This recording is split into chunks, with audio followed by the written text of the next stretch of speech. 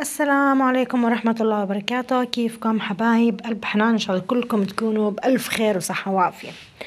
اليوم حبيت أدردش معاكم هيك دردشة لطيفة خفيفة. جمعة مباركة، جمعة طيبة عليكم. إن شاء الله أيامكم تكون كلها رضا ومغفرة من رب العالمين. إحنا بليلة النصف من شعبان.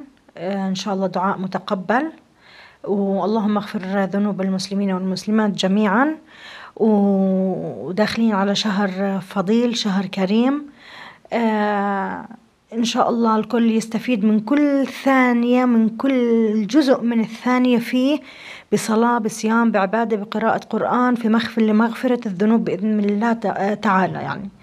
واعقدوا النية يا بنات، اعقدوا النية على إنه تغيروا كل إشي بحياتكم للأفضل، كل إشي تغيروه بحياتكم للأفضل. تمام؟ إنه إن شاء الله هاي بتكون بداية خير للجميع. تمام، احنا شو حكينا؟ يلا قوموا اتنشطوا. مش ضايل اشي، زي ما بيقولوا فاضل للحلو دقة. فبدنا نتنشط. هلا ايش بدنا نتنشط؟ ما بدنا نكلف على حالنا. هلا في ناس بيكونوا تفريزات رمضان ومونة رمضان وبركضوا على السوق وبروحوا بيجيبوا، ما بيخلوا لا بزل لا ولا طب ليش؟ ما في اشي مقطوع من السوق. التفريزات هاي راح تكون للموظفات، لكبار السن مثلا اللي بتكون صعب عليها تنزل على سوق تجيب خضرتها تجيب اللحم، الدجاج، السمك تبعها. تمام؟ ولكن الستات البيوت، خلينا نحكي المتوسطات العمر، ليش بدك تفرزي؟ يعني عدم المؤاخذة، ليش التفريز؟ أنا ما بقولك ما تخلي فريزرك فاضي، لا جيبي تفريزات، ولكن ركزي تفريزك إنه يكون دجاج، سمك، لحمة. هاي الأساسيات. جيبي سمنة، جيبي زبدة، جيبي الرز، جيبي السكر، جيبي الطحين. هذا الأساسيات. خلص، هاي أساسيات الأكل. إيش أساسيات الأكل يا بنات؟ دجاجك، لحمتك، سمكك، رز، زيت، سكر، سمنة. هذا الأساسي اللي مش لازم يكون مقطوع من البيت. تمام. هلأ الخبز راح يكون عنا بشكل يومي، اللي هو العيش بالمصري، راح يكون عنا بشكل يومي. يعني أي حدا وهو راجع من دوامه وهو جاي، طلعتي تكزدرتي بالليل، رحتي على صلاة التراويح، اللهم تقبل من الجميع، وانتي راجعة مري لك هيك على المخبز، جيبي لك الخبز وروحي على البيت. هذا اشي مش مقطوع. تمام.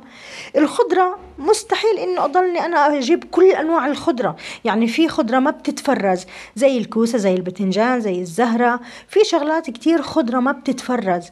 فانا بستغرب، بشوف على اليوتيوب بجيبوا 100 كيلو بندورة وبنقعد نطحن فيهم، بنحطهم اكياس. طب انا مش راح اضلني طول الشهر اكل شغلات ببندورة. يعني مش طول الشهر يا صبايا رح ناكل أكل بنعمل بصلصة بندورة. فأنا إيش بعمل؟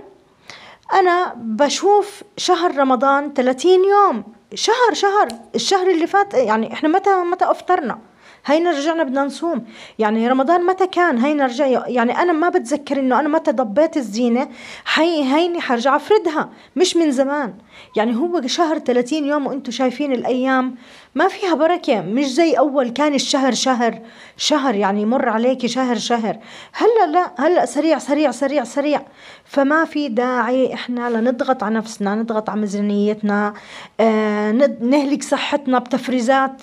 يعني أكيد رح تضل عندك لبعد رمضان. فإحنا شو رح نعمل؟ رح نجيب قلم وورقة ونكتب لل30 يوم إيش الأكل اللي إحنا رح نعمله بالقلم والورقة. وهلأ أنا رح أفرجيكم كيف إن شاء الله شو رح نعمل عشان تخففوا من الفلوس والميزانية. خليكم معي. تمام. هلأ إحنا حكينا هنجيب بالقلم والورقة. بس ثواني أسكر باب الغرفة. يلا قوموا تنشطوا، جهزوا زينتكم، جهزوا ايش حابين تعملوا. عن جد يا بنات اليوم زي العداد. يعني عن جد انا بلاحظ صايرة انه اليوم زي العداد، بسرعة بتحسي حتى الوقت عن متى بتصحي، متى بتعمل الغداء، بتصير بدك تتعشي، تصير بدك تنامي، وهكذا. فيلا قوموا تنشطوا، مش ضايل الوقت. نرجع لموضوعنا. رح نرجع نجيب قلم وورقة. القلم والورقة هاي رح تكتبي 30 طبخة. إذا أنتم من أصحاب العائلات الصغيرة، تمام، اللي هي بتكون نفرين 3، في أطفال صغار، الطفل إيش أكلته ما رح يأكل كتير.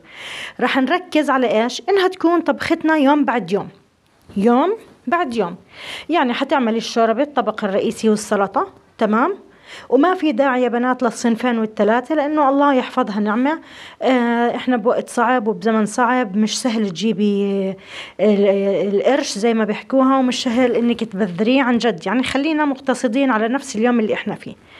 الأكل هاد إذا زاد منه طبيخ بتخليه بالثلاجة، ولكن الرز لا تكتروا كميته. بتقدري تاني يوم تسخني الأكلة وتفلفلي كاسة رز جنبها تكون طازة وجديدة، عشان في أطفال ما بيردوا ياكلوا، أو في أشخاص الرز خصوصا ما بيتاكل تاني يوم. الأكل عادي بتسخني. فلذلك الأكل لأصحاب البيوت يعني اللي فيها نفرين 3 أو 4، يعني بتكون أم وأب و2 صغار 3 صغار، حتعملي الطبخة لو زادت بتسخنيها. الرز لا تكتري، بتفلفلي تاني يوم بيكون طازة.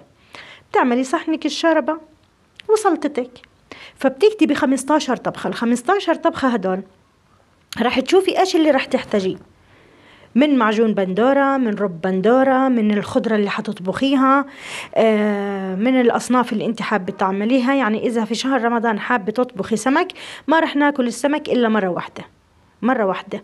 أنا بالنسبة إلي يعني بعمله مرة بس عن مرتين. يعني أنا بعمل صيادية وسمك مقلي لحال، لأنه في ناس ما بتحب السمك في قلب الصيادية. فأنتي يعني ربات المنزل اللي بيحبوا الصيادية لحال والسمك المقلي لحال مع سلطاته، هيك عندك طبختين، فبتقدر تجيبي أكلتين سمك. ولكن العائلات الصغيرة أكلة سمك واحدة بتكفيهم. إذا بدك تزيديها لتاني يوم، يعني اليوم بتقلي على قدك، بتخلي شوي، تاني يوم بترجعي بتقلي طازة. مش بنقلي كله تاني يوم ناكله، مستحيل. فالمعكرونات يعني المندي، الكبسل، هاي الأمور بتشوفي إيش اللي راح تحتاجيه وبتحطيه. فما في داعي تروح تجيبي بال100 كيلو وال50 كيلو والجزر والبازلاء والفول والفاصوليا. يعني أنا بتابع واحدة يوتيوبر مصرية، الله يزيد النعمة يا رب. احنا حكينا انه في اصحاب يعني في يوتيوبرات عندهم اراضي، فلاحين عندهم اراضي، وهذا المنتوج ارضهم، يعني هذا المحصول اللي من اراضيهم. فهم هدول معهم حق، هدول بدهم يلقطوا محصولهم، وهيك راح يجيبوه على بيتهم ويفرزوه. هذا محصول الارض تبعتهم، فهدول لهم وضع خاص. ولكن انا بحكي عن يوتيوبر انا تابعتها، نزلت وراح جابت 100 كيلو بازيلا. فايش بدك فيه؟ راح تضلي طول السنه تاكلي، ما راح ينقطع. يعني البازيلا بالذات اذا جبتي طازه وخلصت فيه بالمولات مجمد ونوعيات كويسه. واذا ما لقيتي راح تشتري الموسم البازيلا من هون، تفرزيه شهر شهرين 3 راح تنزل موسمها. يعني اللي عندك بالفريزر حيضل ويزيد. فما في داعي احنا نهدر فلوس كتيره والمنتج موجود. هذا الفكره، انت لا تهدري فلوس كتيره والمنتج موجود. أصحاب العائلات الكبيرة رح يكتبوا 30 طبخة، لأنهم رح يستهلكوا 30 طبخة. رح نركز أكتر إشي على التمر اللي رح نفتتح فيه سفرتنا. رح نركز على الشعرية والخضرة، لأنه في ناس بتاكل يعني بتعمل شوربات خضرة. فهاي الخضرة أنت رح تجيبيها إيش اللي بفضلوها، جزر، بازيلا، بروكلي، ذرة. رح تعمليها يعني كميات صغيرة، لأنه أنت ضايفتيها في قلب طنجرة الشوربة، وفي الشوربة رح تحطي شعرية. فلذلك ما تكترها، بتجيبي مثلا 30 كيس صغار وبتعبي فيهم هاي الخضار وبتربطيهم، بس بتحطيهم على الشوربة. يعني رح نجيب الشعرية أنا من الناس اللي بستهلكها طول الشهر، حتى مع الرز. يعني أنا بحب أعمل شعرية برز، تمام. فأنا بجيب كمية من الشعرية، أنا ما بعرف كيف أنتوا بتشتروها، ولكن حنركز على الشعرية، حنركز على الخضرة لأنه لازم يفوت جسمك خضار. حنجيب الخضار طازة، ما في داعي كمان إحنا يعني نتهافت على الخضرة. النعنع والجرجير والبقدونس والخاس وهاي الأمور والملفوف، هذا ما بنقطع، كله موجود طول السنة. فأنت بتجيبي أسبوعي بتجيبي بقدونس ونعنع وجرجير وخس، بتنظفيهم بمي وملح عشان التعقيم، وبتحطيهم بجريدة عشان تمتص الرطوبة وما يخرب عندك بسرعة، أو بتلفيهم بخيش وبتحطيهم بالثلاجة. رح يقعد معك أسبوع وزيادة، تمام، أسبوع وزيادة. فهذا رح نطول منه ونعمل سلطات لطول الشهر. هلأ شوفي أولادك إيش بحبوا، حتى بالنسبة للدجاج واللحمة والسمك لا تكتروا. شوفي كم طبخة راح تعملي على دجاج، بتشتري عدد الدجاج على عدد الطبخات اللي راح تعمليها. راح تشوفي اللحمة كم طبخة لحمة رح تحتاجي، وروحي جيبي على قد عدد الطبخات. يعني شوفي استهلاكك، بتستهلكي كيلو، 2 كيلو، نص كيلو، بتجيبيهم على عدد. مثلا انت بدك تعملي 5 طبخات بلحمة، بتجيبي 5 كيلو لحمة، او 2 كيلو ونص اذا اكلتك على نص كيلو. اذا بدك تعملي 10 طبخات على دجاج، بتجيبي 10 دجاجات وبتحطيهم. ما في داعي نزود، ما في داعي نزود. بدك تقولي لي طب افرضي صار عندي عزومة، ولا في اسهل منها؟ عادي، الدجاج مش مقطوع. راح اقول لك استخدمي من دجاجك اللي انت مفرزتيه في البيت، وروحي على اي مول، على اي اشي بعد الافطار، وروحي جيبي كمان 3-4 دجاجات وحطيهم عدد الدجاجات اللي استهلكتيهم، ارجعي جيبي بدالهم. سهلة وبسيطة. والسمك نفس الاشي. ما في داعي نجيب بالكميات. اول اشي تبذير، واحنا فايتين على شهر فضيل. الشهر هذا رح يعلمنا الصبر، رح يعلمنا نحس في الناس اللي ما معها. يا جماعة انتم متخيلين؟ يعني اهل غزة الله يكون معهم، السنة اللي فاتت في رمضان شفتوا شو كانوا يفطروا؟ كانوا يعملوا موائد جماعية عشان يعني يلحقوا يشبعوا. فإحنا ما في داعي نبذر بهذا الشهر. كل شيء متوفر، كل إشي موجود، ما راح حدا يموت من الجوع ولا أي إشي، كل شيء متوفر. فما في داعي للتدافع. ولكن إحنا إيش بنحكي؟ بتقومي بتجهزي دجاجك ولحمتك وسمكك ورزك وزيتك وسمنتك وزبدتك والسكر والملح، هدول الأساسيات والبهارات. بتجهزيهم بتحطيهم. باقي ما تبقى رح تشوفي الأمور كتير سهلة، أسهل مما أنت بتتوقعي. أنا بحكي التفريزات رح تكون بس يا بنات للموظفات، لأنها هاي بترجع ما في وقت تنزل عسوق، ما في وقت تنزل عسوق وتروح تجيب وترجع. لا، رح ترجع تطبق كل شيء سريع سريع وتطول من الفريزر. هاي معاها حق 100%. ولكن رح أحكي لها نصيحة نفس الإشي: لا تشتري كتير وتهلكي ميزانيتك. بتكتبي على قلم ورقة شو الطبخات اللي بدك تعمليها وشو الخضرة اللي انت محتاجتيها وبتجيبي على قدها. وباقي السنة ما في أسهل منها. الحمد لله الخير كلياته عند الناس، وإن شاء الله يا رب بيزيد وبيزيد، والله يعطي الجميع. ولكن هذا شهر عبادة، استغلوه بالعبادة مش بوقفة المطبخ. أنا يا بنات أعوذ بالله من كلمة أنا، من سنين تخيلوا من هم ولادي صغار أطفال، والله بتذكر أحكي لكم كيف كانوا هم ولادي صغار. أنا وهم ولادي يعني صغار، أمي وأبوي الله يرحمهم ما كانوا عايشين في الأردن، كانوا عايشين بفلسطين. كنت أنا في الأردن هون لحالي، تمام، عشان أعبي وقتي في رمضان خصوصا، لأنه ما في عندي ناس تروح وتيجي إلا بيت حماي، وكانوا حد كمان بعاد عني. إيش أعمل؟ أجيب كل سنة دفتر لرمضان، دفتر لرمضان، أكتب احتياجاتي عليه. يعني إيش الأكلات اللي بدي أعملها، أكتب 30 طبخة، 30 طبخة. والله أطبخ منهم 15. يعني عفوا كنت أكتب عفوا 15 طبخة، لأنه هدول على يومين على يومين على يومين. يعني أعمل الملوخية على يومين، هيك خلص الشهر عندي ل15 يوم. كان عندي 3 أطفال أياميها. أكتب 15 طبخة، وأكتب الحلو اللي راح أعمله في رمضان. أنتم متخيلين الحلو اللي راح أعمله في رمضان؟ يعني كريم كراميل، جيلي، كيكة الأناناس، النسكافيه، حلال خشخ. أكتب إيش بده لوازم. يعني هاي الكيكة إيش بدها لوازم، أروح أجيب لوازمها مع المونة وأحطها عشان أنا ما أكون بحاجتها. يعني أي لما بدي أعمل أكون موجود عندي كل إشي. تخيلوا مع المونة. حلو. حتى المسلسلات، يعني كنت أول يوم رمضان أفتح الدفتر وأشوف أول مسلسل بدأ وأي ساعة. تصدقوا والله العظيم أي ساعة، يعني هذا المسلسل شو اسمه وأي ساعة ببلش، هذا البرنامج الديني إيش اسمه وأي ساعة ببلش، عشان أكون ماشي. يعني التلفزيون في المطبخ عندي أكون ماشي بالتدريج على عدد الساعات وإيش اسم المحطة. لأنه زمان كانت يعني على الرستة، مش زمان يعني، كان أنا حاليا هلأ في تلفزيونات على النت شغالة، أنا كان عندي دش. فايش مثلا هذا المسلسل على قناة ابو ظبي، هذا المسلسل على قناة دبي، هذا المسلسل على الام بي سي 1، هذا على 4، هذا.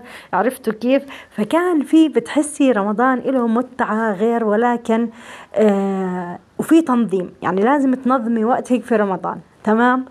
هيك كان أسلوب حياتي. وأنا والله يعني تخيلوا هذا الحكي من 26 سنة وأنا ماشي عليه. دفتر رمضان هاد ولا يمكن إني ما يكون عندي. وهلأ راح أفرجيكم إنه موجود عندي. خليكم معي. تمام. شوفوا ذكرياتي زمان. شوفوا هاي كتبتها لهاي السنة على فكرة، بس الدفتر عندي يعني متآكل مهترئ مهترئ. شايفين يا بنات؟ طلعوا كيف، لحظة شوي، طلعوا مهترئ قد ما استخدمت ورقه وتمزع وفي منه، شايفين ممزع. فأنا بكتب مونتي كل سنة إيش بدي إياها اللي هي الأساسيات. شوفوا عندكم هون رز طويل، قصير، سكر، طحين، ملح، خميرة، زيت، سمنة، زبدة، عدس، حب، برغل، سميد، معجون بندورة، الطحينية، الماجي، الموزاريلا، نقانق، والملوخية. احنا عنا هون يعني بالأردن عنا عرض 3 أكياس بدينار، والبامية 3 أكياس بدينار، وجزر وبازيلا 6 أكياس، والباقي للحلويات والقطايف اللي هي جوز هند ومكسرات وجوز عين الجمل. أنا هدول يا بنات عندي هم الأساسيات. شايفين أنا بكتبهم، بنزل بجيبهم. أنا ما بهتم للخضرة، الخضرة موجودة ما بتنقطع، موجودة. أنا مثلا بهتم بهاي الشغلات. ليش؟ إذا إجتك عندك يعني عندك عزومة، أنا بحب أحكي لكم أنا مش كاتب الدجاج واللحم والسمك لأني يعني بحال الطبيعة أنا اشتريتهم. فأنا بحكي لك إنه الخضرة موجودة. مفرزاتك الخضرة اللي هي جزر، بازيلا، فاصوليا، فول، هاي لو خلصت فيه بالمولات لا تقلقوا، لا تكتروا لا تكتروا. تمام. وبس يا صبايا. هاي هي هيك يعني. يعني من زمان أهالينا ما كانوا يمونوا، ما كان في فريزرات. يعني زمان ارجعوا بالتاريخ شوي، ما كان في عند إمياتنا إحنا فريزرات. يعني الفريزرات طلعوا يعني لما شوي كبروا بالسن صار في فريزرات، وفي جداتنا وأمياتنا ما كان عندهم هذا الحكي. فإيش كانوا يعملوا؟ كانوا يعيشوا يوم بيومه، يوم بيومه، يجيبوا الدجاج يوم بيومه وخضرته، وما أحلى عيشتهم وبتجننوا على البساطة. إحنا بس لما كبرنا صرنا نعقد الأمور بس، يعني عرفتي. والله يجيبوا عليكم رمضان كريم في كل خير وراحة بال، ويعطيكم ما بتتمنوا إن شاء الله. الفيديو الجاي رح أحكي لكم أنواع البهارات اللي لازم تكون متواجدة عندك في كل بيت. بعديها كيف نحضر نفسيتنا يعني كروحانيا لرمضان بالنسبة لتطهير النفس والمسامحة وعدم افتعال المشاكل، ومع زينة رمضان، ونشوف بيوتنا ما أحلاها في الزينة. وكل سنة وانتم سالمين، ويعطيكم ألف عافية. وبدي لايكات لايكات يا بنات، لايكات، اشتركوا في القناة أرجوكم، اشتركوا في القناة أرجوكم، ويعطيكم ألف عافية. سلام.